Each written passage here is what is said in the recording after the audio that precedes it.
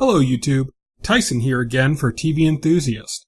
For today's edition of Top 10 Tuesday, we are answering questions from this week's episode of Game of Thrones, Beyond the Wall.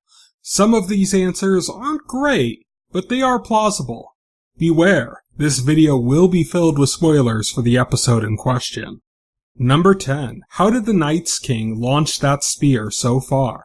The simplest explanation is that the Night's King is a supernatural being. Actually, the world's record for the longest javelin throw was set by Uwe Hon in 1984 with a distance of nearly 344 feet, almost the length of a football field. If you estimate that a supernatural being could throw a spear even twice as far, that is 688 feet. 3 times would be over 1,000 feet. The piercing potential could be attributed to the magic effect of the spear. In the episode Hardhome, a similar blade shattered a sword like glass.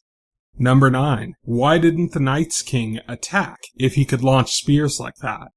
This is entirely speculative, but it seems that the Night's King has similar abilities to those of Bran. If he can see ahead and predict outcomes, it might be that he was waiting specifically for the dragons. Fans have poured over screens of the 5 White Walkers and pointed out that 3 of them were wielding spears, while the other 2 held swords. Disregarding this theory, we know that the Night's King appears to be patient, and he had our heroes completely encircled and vastly outnumbered in a harsh climate. All he had to do was wait.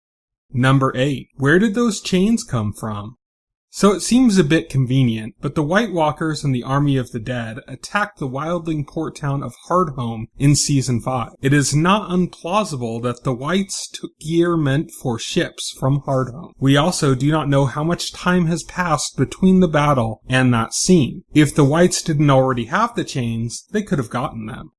Number 7. Okay, then how did the Whites get to the dragon?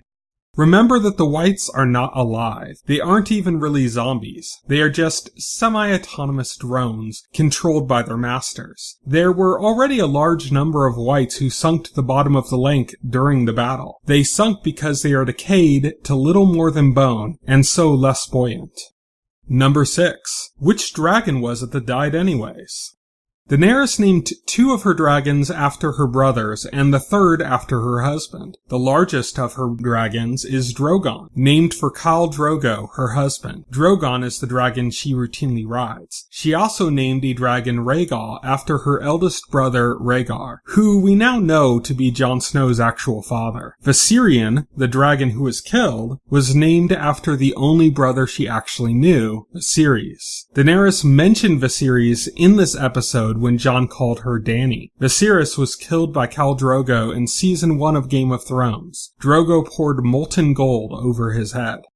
Number 5. Since the dragon was revived by the Night's King, is it now an ice dragon? George R.R. Martin has referred to ice dragons as a completely different species that leaves no remains behind upon its death. The ice dragons are described as many times larger than traditional dragons and made of living ice. The show has been known to take liberties with the source material, however, so an ice dragon white is a possibility. That being said, ice won't melt the wall. Number 4. Why didn't they just take back one of the guys who was mauled by the bear?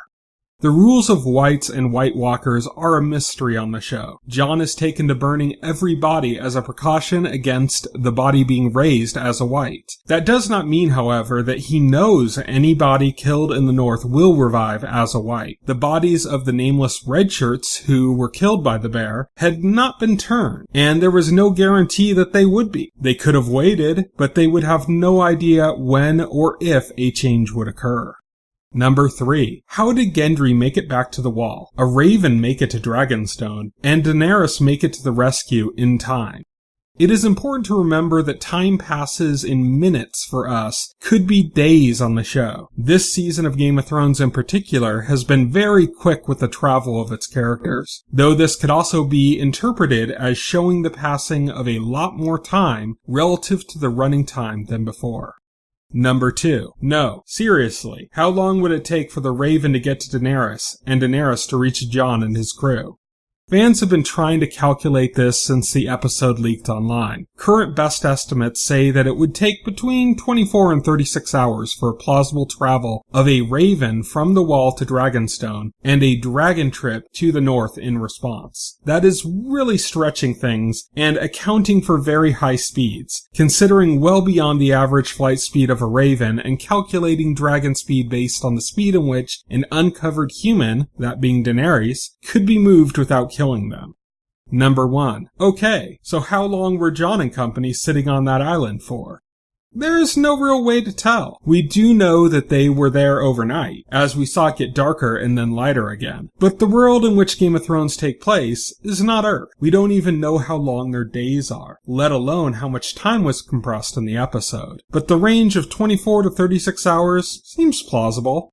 Thank you for tuning in to TVEnthusiast.com or our YouTube channel. Stay tuned to TV Enthusiast for more coverage of all of your favorite shows. Don't miss our weekly podcast, The Weekly Set, which is available every Friday. This week we will continue to discuss Game of Thrones and the current season of Twin Peaks. You can access our podcast on your podcast client of choice or through our YouTube channel. See you next week.